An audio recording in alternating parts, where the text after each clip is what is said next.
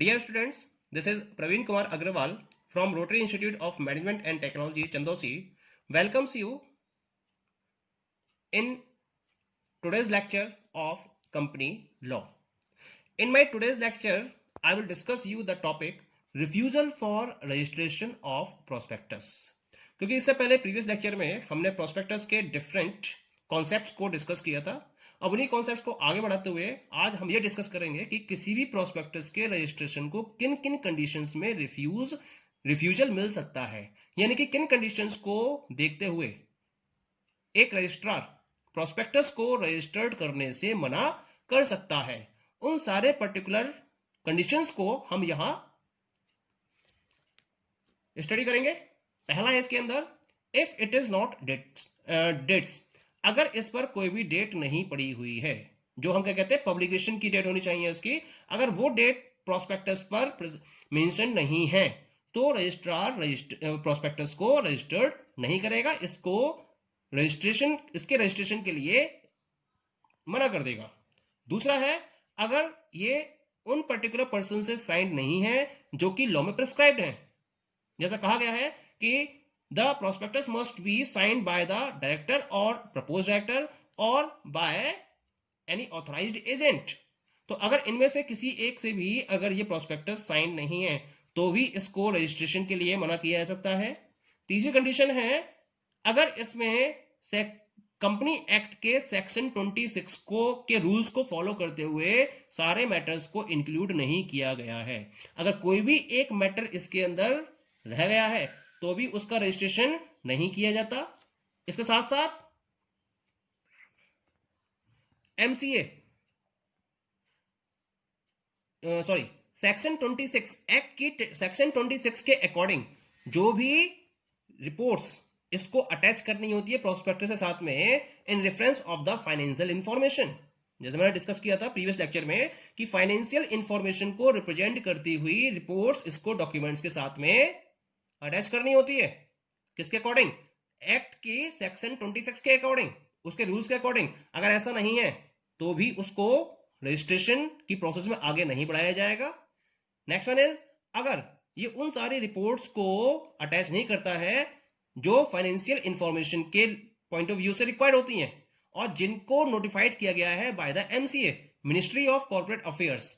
तो ministry of corporate affairs ने कुछ पर्टिकुलर फाइनेंशियल इंफॉर्मेशन के पॉइंट ऑफ व्यू से रिपोर्ट्स को सेट आउट कर रखा है। अगर ये रिपोर्ट्स अटैच्ड नहीं है तो भी रिफ्यूजल का केस बनेगा। नेक्स्ट वन इज अगर इसमें कोई भी ऐसा मैटर जो सेबी के द्वारा प्रिस्क्राइब किया गया है या ऐसी कोई रिपोर्ट जो सेबी के द्वारा प्रिस्क्राइब की गई है वो इंक्लूड नहीं है तो भी रिफ्यूजल का केस बनेगा। नेक्स्ट वन इज अगर prospectus is not accompanied by a copy of material contracts, यानी कि जितने भी material contracts फॉलो किए गए हैं अगर वो उनकी एक कॉपी अटैच नहीं है, accompanied नहीं है प्रोस्पेक्टस के साथ में, तो भी रिफ्यूजल का केस बन जाएगा। And the next one is अगर प्रोस्पेक्टस में हमने पहले भी डिस्कस किया था कि प्रोस्पेक्टस में कंसेंट होनी चाहिए। कंसेंट किसकी होनी चाहिए? ऑडिटर्स की, लीगल एडवाइजर्स की, attorney, solicitor, issue house, banker, manager या ब्रोकर, इनमें से जो भी कंपनी के पॉइंट ऑफ व्यू से एप्लीकेबल होते हैं उनकी कंसेंट राइटिंग में होनी चाहिए। अगर कंसेंट राइटिंग में नहीं है तो भी रिफ्यूजल का केस बनेगा। Next one is not approved by various agencies और authorities specified by SEBI. SEBI ने जिन पर्टिकुलर एजेंसीज और अथॉरिटीज को स्पेसिफाई किया कर रखा है उनके द्वारा भी अप्रूवल होना जरूरी है। अगर अप्रूव नहीं है तो भी रिफ्यूज हो सकती है, तो भी रिफ्यूजल का केस बनेगा। और लास्ट है कि सेबी के द्वारा प्रॉपर्ली वेटेड होने चाहिए, यानी कि इसका प्रॉपर एक इंस्पेक्शन किया जाता है सेबी के द्वारा, तब ये रजिस्ट्रेशन के लिए रजिस्ट्रार के पास जाती है। ये हम इसकी प्रोसेस में स्टडी कर चुके हैं प्रीवियस लेक्चर में। अगर सेबी ने इसको प्रॉपर्ली वेटेड नहीं किया है तो भी इसको रजिस्ट्रार रजिस्ट्रेशन के लिए रिफ्यूज कर सकता है।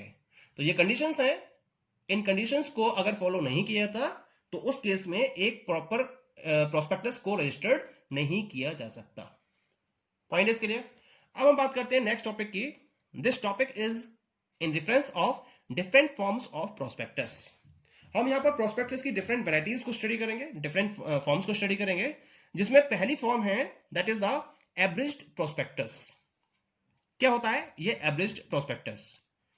Abridged prospectus means a memorandum containing such salient features of a prospectus as may be specified by the SEBI by making regulations in this behalf।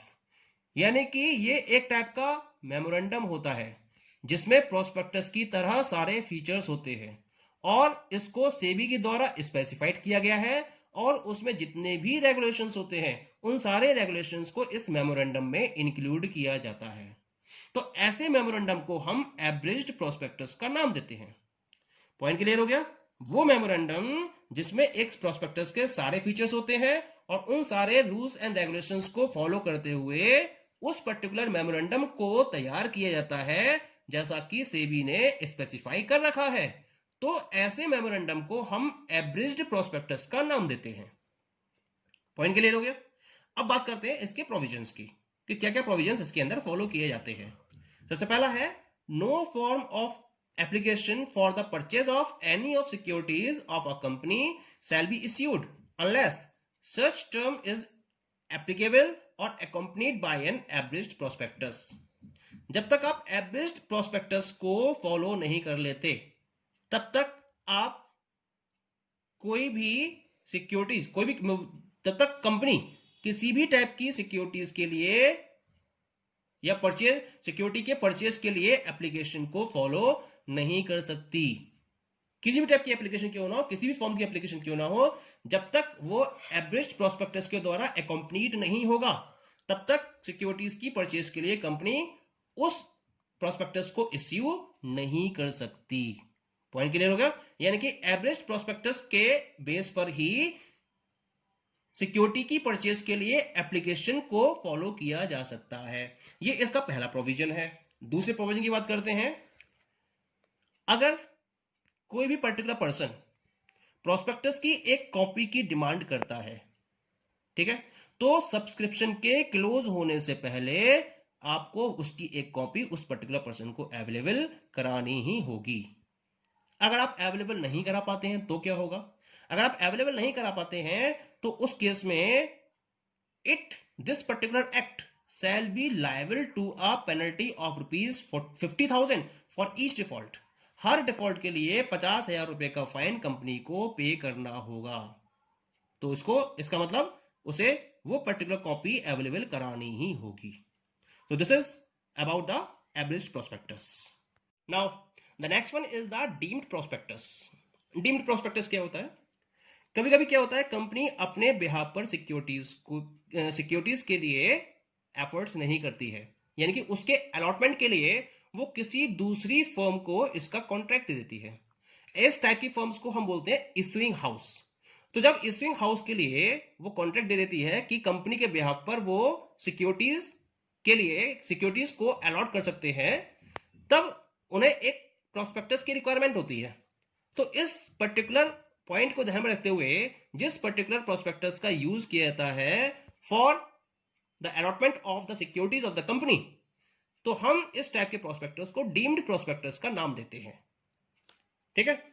Sometimes a company allots और agrees to allot any securities of the company to another company और firm और issuing house with a view to all or any of these securities being offered for sale to the public.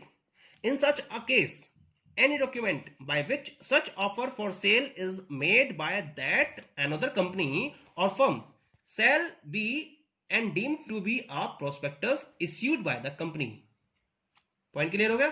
तो हम क्या करेंगे, offer for sale के लिए हमें एक डॉक्यूमेंट की रिक्वायरमेंट होती है, तो जो डॉक्यूमेंट है उसको हम इस केस में डीम्ड प्रोस्पेक्टस का नाम देंगे।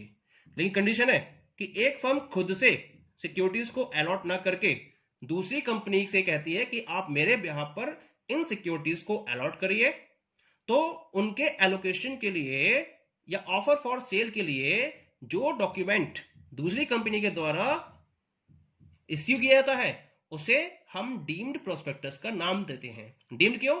क्योंकि ये पहली कंपनी के बिहाफ पर इश्यू किया जा रहा है, उसके पर्पस को कंप्लीट करने के लिए इश्यू किया जा रहा है, इसलिए इसको डीम्ड प्रोस्पेक्टस का नाम दिया जाता है।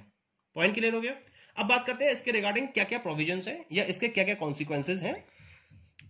क्योंकि जो ऑफर डॉक्यूमेंट है वो एंड कंपनी के द्वारा इश्यू किया जाता है, इसी वजह से क्या होगा, इसी वजह से it is a deemed prospectus. तो इसके रिगार्डिंग हमें कुछ कॉन्सिक्वेंसेस को देखना होता है, कुछ प्रोविजंस को देखना होता है। क्या क्या है? All the provisions with respect to the contents of the prospectus shall apply to the document. यानी कि जो डीम्ड प्रोस्पेक्टस है उसमें जो पर्टिकुलर कंटेंट्स होने चाहिए वो एक नॉर्मल जो प्रोस्पेक्टस है उसी के अकॉर्डिंग होने चाहिए। यानी कि ऐसा नहीं कि डीम्ड प्रोस्पेक्टस आप इश्यू कर रहे हो तो उसके लिए कंटेंट्स आप अलग से लिखोगे, नहीं, उसमें वही कंटेंट होंगे जो कंपनी एक्ट के सेक्शन 26 में प्रोवाइडेड हैं और उन्हीं को फॉलो करते हुए इस डीम्ड प्रोस्पेक्टस में आपको कंटेंट्स इंक्लूड करने होते हैं। इसके साथ साथ इस पर्टिकुलर यानी कि डीम्ड प्रोस्पेक्टस के रजिस्ट्रेशन और इश्यू के लिए भी वही प्रोविजंस अप्लाई होंगे जो हम एक नॉर्मल प्रोस्पेक्टस के रेफरेंस में फॉलो करते हैं। क्लियर? और तीसरा है इसके अंदर, that is any miss statement in the document और omission of any material fact from the document shall have the same effect as in case of prospectus। यानी कि अगर डॉक्यूमेंट में आप कोई भी बात गलत लिखते हो यानी कि मिस स्टेटमेंट देते हो उसके अंदर, या आप किसी भी मटेरियल फैक्ट को ओमिट करते हो, उसे छुपाते हो, तो उस केस में उसके ऊपर वही इफेक्ट होगा जैसा कि एक पर्टिकुलर प्रोस्पेक्टस के रेफरेंस में होता है। यानी कि उसके लिए जो भी पर्टिकुलर रूल्स एंड रेगुलेशंस बना रखे हैं वही रूल्स एंड रेगुलेशंस इस डीम्ड प्रोस्पेक्टस में भी अप्लाई होंगे अगर कोई मिसस्टेटमेंट होता है या कोई मटेरियल फैक्ट को ओमिट किया जाता है। And the last one is the liability of the persons authorising the issue of a false और misleading document to the subscriber of securities shall be the same as that of the person authorizing the issue of such prospectus। यानी कि अगर कोई misstatement दिया जाता है या किसी गलत इंफॉर्मेशन को उसके अंदर पब्लिश किया जाता है तो उसको ऑथराइज करने वाले बंदों की लायबिलिटी होगी और वो उसके लिए उसी तरीके से पनिशेबल होंगे जैसा कि एक नॉर्मल डॉक्यूमेंट या एक नॉर्मल प्रोस्पेक्टस के केस में जो ऑथराइजिंग पर्सन होते हैं वो लायबल होते हैं और वो पनिशेबल होते हैं। उसी तरीके से डीम्ड प्रोस्पेक्टस के केस में भी जो पर्संस जो ऑथराइज्ड पर्संस होंगे उसके अंदर वही इस गलत इंफॉर्मेशन या मिसलीडिंग स्टेटमेंट के लिए लायबल होंगे और पनिशेबल भी होंगे। So points are clear? So these all are the provisions in relation to the deemed prospectus. बाकी इसके कुछ और पार्ट्स भी हैं जैसे रेड हेडिंग प्रोस्पेक्टस है, सेल्फ प्रोस्पेक्टस है, तो इन प्रोस्पेक्टस को हम नेक्स्ट लेक्चर में डिस्कस करेंगे और इनके प्रोविजंस को भी। Okay, thank you.